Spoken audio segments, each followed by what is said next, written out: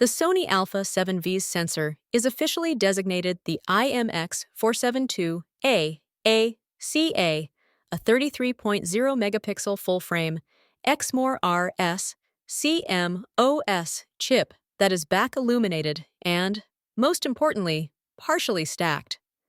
To understand what partially stacked really means, picture the sensor as three distinct layers physically bonded together with microscopic copper-to-copper connections, the same hybrid bonding process Sony uses in its flagship chips.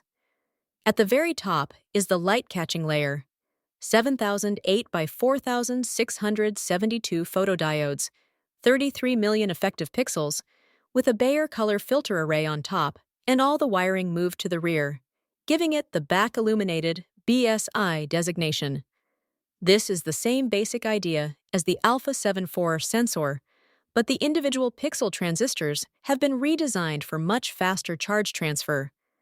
Directly underneath that pixel layer, Sony has bonded a second silicon die that contains high-speed logic circuitry, column parallel 14-bit analog-to-digital converters, row drivers, timing circuits, and small blocks of fast SRAM. This is the partial stack. In a traditional non-stacked sensor, like the Alpha 7 IV, those ADCS and drivers live on the same piece of silicon as the photodiodes, which creates a traffic jam when trying to read 33 million pixels quickly. By moving the high-speed circuitry to its own dedicated layer underneath, Sony cuts the full pixel readout time from roughly 67 milliseconds in the Alpha 7 IV down to about 12 milliseconds in the Alpha 7 V, an improvement of roughly 4.5 times. Crucially, there is no third DRAM layer. Fully stacked sensors like the Alpha 1, Alpha 9 III, or Canon R3 add yet another silicon die containing gigabytes of ultra-fast DRAM that acts as an enormous temporary buffer. That DRAM is what pushes readout speeds into the 3 to 4 millisecond range and allows things like 1/400 seconds electronic shutter flash sync or 120 frames per second bursts with almost zero viewfinder blackout.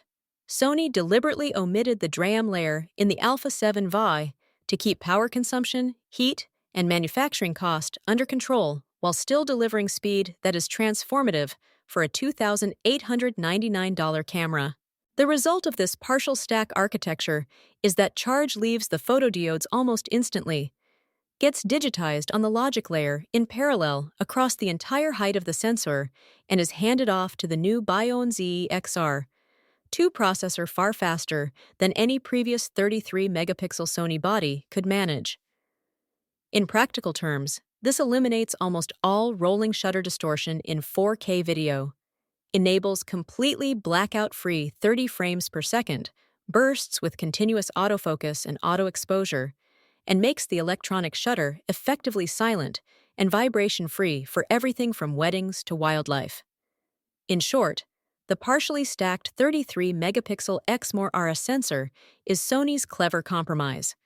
It brings most of the real-world speed advantages of the flagship stacked sensors into the mid-range Alpha 7 series without the extreme cost, power draw, or thermal challenges of a full DRAM stack.